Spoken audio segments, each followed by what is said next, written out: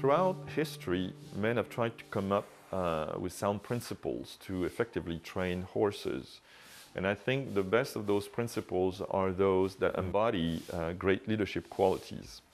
For instance, if you want your horse to do something, whatever that is, you will go through the sequence: ask first, then insist if it's necessary, then demand if it's necessary. If your horse is relaxed, forward, willing, well-trained, and you are also well-trained and relaxed, you will simply need to ask for the result and you should obtain it. If you don't, you will need to insist. It may be that the horse is distracted or stressed out. It may also be that you didn't communicate your intent well enough.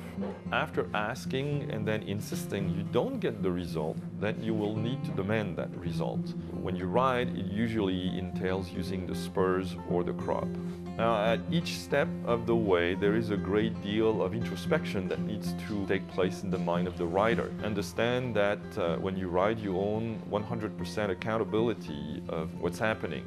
So it's simply not the fact that the horse is not doing what you want. You need to ask yourself what part of responsibility you own in the fact that the expected result is not obtained. That also contributes to developing your leadership qualities.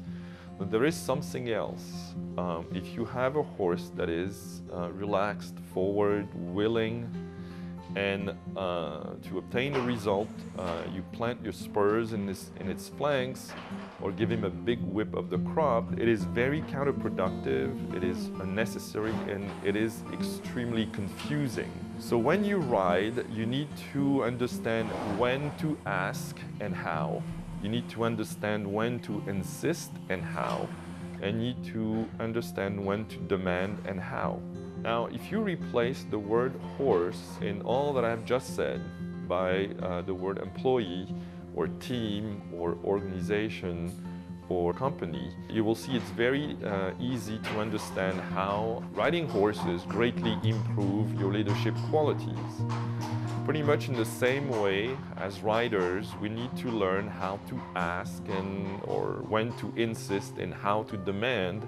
As managers or executives, we must do the same thing. We need to learn how to ask and when, how to insist and when, and how to demand and when.